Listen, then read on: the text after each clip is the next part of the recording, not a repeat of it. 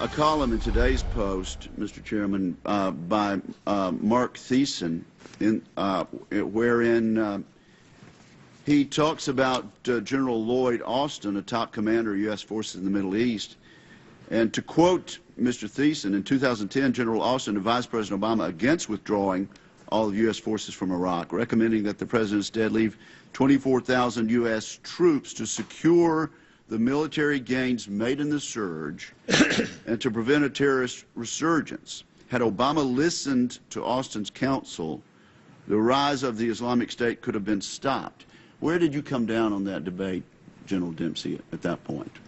Well, actually, Senator, as you know, we don't debate anything in the military. We provide options and let our elected officials make their decisions. It's well known that all military leaders believed we needed to leave some residual force in Iraq to continue the development of the security forces. Well, that was Republican Senator Roger Wicker today questioning the chairman of the Joint Chiefs. The senator quoting a new column that calls the president out for ignoring the advice of his generals, including General Dempsey, who said the U.S. should keep troops in Iraq. And now the president is reportedly ignoring their advice again in the fight against ISIS. Mark Thiessen is the author of the column referenced. He's also the former chief speechwriter to President George W. Bush and a fellow at the American Enterprise Institute. So what a moment today, hearing your own column quoted to the chairman of the Joint Chiefs, and he backed you up, Mark. He did, absolutely. He said that all the generals, all the military leaders thought that we should have left troops in Iraq.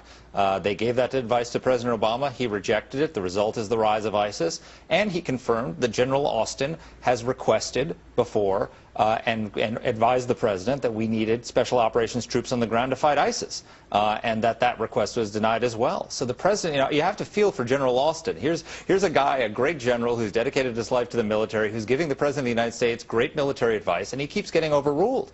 And it's unfortunate he's being vindicated by events. That's General Austin. But he doesn't want to be vindicated. He wants victory. But it's not just General given the Austin. Tools he needs. And it's not just these two incidents, because if you speak with the generals who are in the know, they'll tell you to a man that this president does not listen to the generals who advise him. He doesn't do it. He thinks in political terms, not in military terms, which makes you wonder how this war against ISIS is likely to play out. Well, it's not likely to play out well because he's not listening to the advice of his military commanders, and he's not learning from his mistakes. I mean, one thing that you have to do as a president is learn from your mistakes. In the 1970s, Jimmy Carter learned from his mistakes when the Soviet Union invaded Afghanistan. George W. Bush learned from his mistakes when he launched the surge. He acknowledged that the strategy hadn't been working and that he was changing course. President Obama does not learn from his mistakes. He does not change course. But maybe, Mark, he believes genuinely and can get it done with these advisors, these limited advisors on the ground who are going to be helping others in connection with our airstrikes, 500, 1,500. But that's something that he's saying that he won't do, which is actually putting them in combat situations. But how many would we need? Well, we probably need several thousand special operations forces, and to have several thousand special operations forces, according to Fred Kagan and Kimberly Kagan, they just published a paper on this from the American Enterprise Institute and the Institute of Study of War, you need about 25,000 troops to support them. So what you do is very similar to what we did when we liberated Afghanistan, is that you send in special operations forces to link up with the local forces, serve as forward air controllers, and help them take out those positions. Those are big numbers. That's going to be tough to swallow for this White House. Mark, good to see you. Thanks, Megan. Also with us now, Mark Hanna, a Democratic campaign veteran who worked on the Kerry and Obama presidential campaigns. Mark, so the Fred and Kimberly Kagan, whom Mark mentioned, those were the key thinkers behind the successful 2007 surge in Iraq. And they're talking, if we really want to get this done, we really want to destroy ISIS, we're talking 24,000 U.S. troops on the ground. Yeah, that's quite a lot. That's more than the residual force that, as Mark pointed out, the generals at the time were calling for, which was about 10,000 was the residual force. So, in a way, they're calling for a little bit of a mini surge to defeat ISIS on the ground in Iraq, which which exceeds the recommendations again of the military. But let me ask you that, because Britt was making the point before we ended with him that Dempsey said today, if we need him, I'm going to go to the president. I'm going to tell him we need him. And the White House is saying, then we'll hear him out. Right now, we don't have ground troops. We're going to hear him out. Now, the history doesn't necessarily suggest that this president will have the appetite, nor the American public necessarily, for sending troops back to Iraq in any large number, but is there any scenario you can see in which we're going to send 24,000 troops back to Iraq? There are. This is a trick, Megyn, and listening carefully to your setup here, I thought you laid out the history really well. But there's no logical inconsistency between what the president has said, which is there is currently no commitment or no strategy that would involve the deployment of American ground troops, and what General Dempsey said today, which is, yes, of course, and he even used the phrase, of course, if it called for it, he would recommend to the president the use of ground troops.